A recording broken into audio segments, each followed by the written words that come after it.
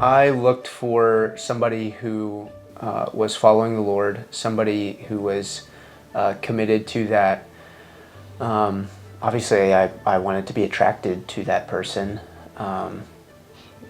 And yeah, I mean, somebody who I felt as though is somebody that I could be partners with for life.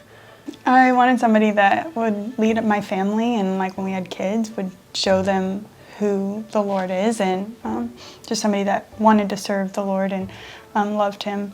And so that was the most important thing. And then somebody that could make me laugh, but also could be serious, and somebody that made me feel important, wanted to spend time with me, just be my best friend. And look really good and while doing look it. so good Yeah. while doing it. Yeah. We first met at college. We were both students at Pensacola Christian College, and while you're there as a student, you have to go to chapel 4 days a week.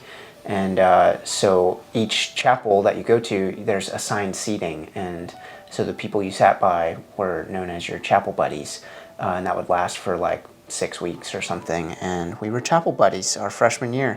So I went to college. I didn't know anybody at the school at all. And so we sit down next to him and he's like, "Hey, where are you from?" And I was like, "I'm from Ohio." And he said, "Oh, I grew up in Ohio. Where at?" And he said, "Newark." That's where he grew up. And I was like, "Oh, I grew up in Lancaster. That's super close." My dad, his favorite restaurant was La Paloma. And he's like, "Oh, I love La Paloma." And we had this whole connection. And then the next day he came to chapel and sits down and goes, "Where are you from?" So he didn't remember. And I'm like, I know somebody. No, yeah, he didn't remember. I should have just walked away. But you didn't. But you I didn't. didn't. It was assigned seats. You couldn't. I couldn't. So from that point, I, tried to do better with remembering things about her. What attracted me to Lydia? I mean, just look at her. Like that's the big thing. She's just beautiful. So that was the initial thing that attracted me to her, obviously. And then as I got to know her, I got to see her love for the Lord, her desire to follow the Lord. Like one of the hardest workers I know is Lydia. So yeah, all of those things I find very attractive in her. Thank you. What about you? My turn. Well, look at him.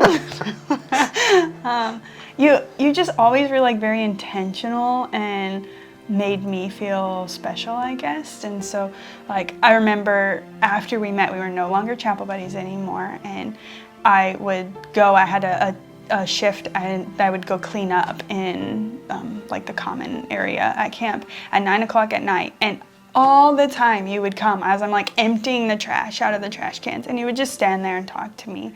And there's this big room full of people, and you would come find me and like talk to me, and so it just made me feel special. Yeah. The young people call that Riz. How did I ask her out? I sent her a message on Instagram, and I think I said something along the lines of like, "Hey, you were the best chapel buddy I ever had," out of all like 5 of them I had during that semester.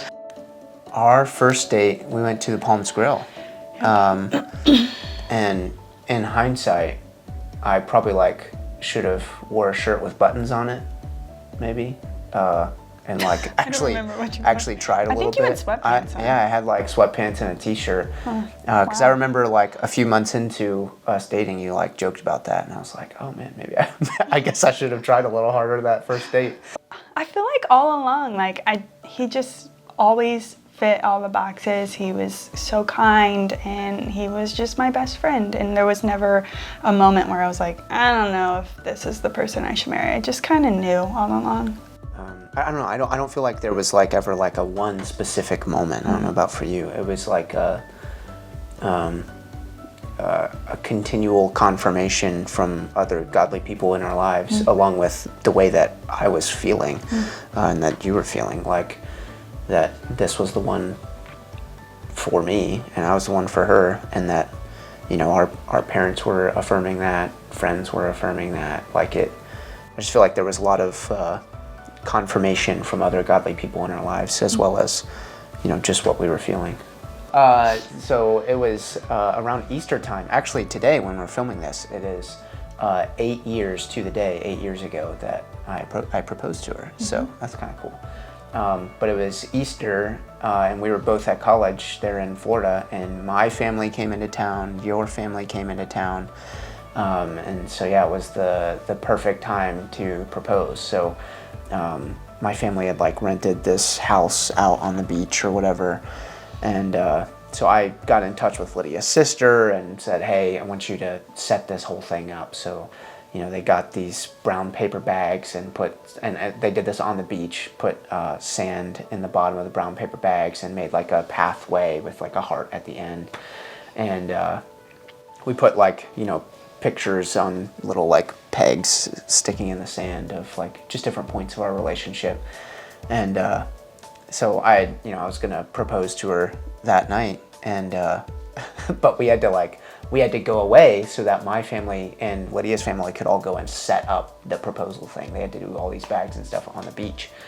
And so we went, and I was like, well, let's go somewhere, and I was just stalling because I was just waiting.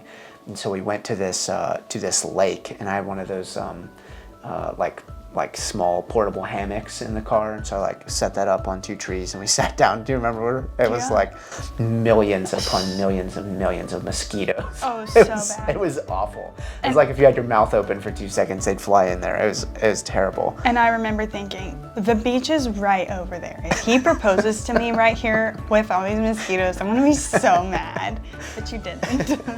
So anyway, we left and we're walking to the beach, or we go to the beach, we start walking on the beach, and I'm like, okay, I know where it's at on the beach, I know where we went in, and so we're walking, and then I can start to see it like off in the distance.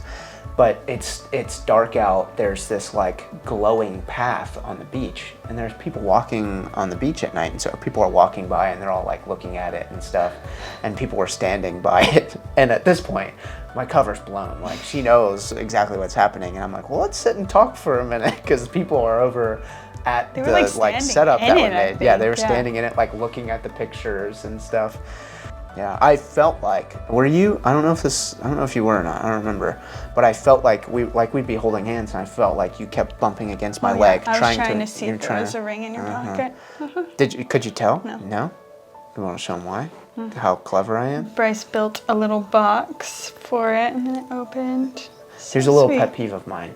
Why are ring boxes so big? Like you can't conceal something like. So anyway, we walked down the thing. I got on one knee, asked if she'd marry me. She said yes. Oh, and one key thing. Do you want to say this part or me? What? One of Lydia's like main requests was, she was like, I want it to be just us. And so I did everything I could to communicate with the family, like, hey, she wants it to be just us, so please don't like hang around. And so I propose, and she says yes, and we're hugging, and then all I hear is like cheering erupt, and I look, and there's this sand dune, and it's our whole family like climbing over the sand dune, like cheering us on. And then it's on the beach, so people in the hotels up in they're like, yeah, like yelling down from the hotel. That was fun. Yeah, it was good. Yeah. It was good.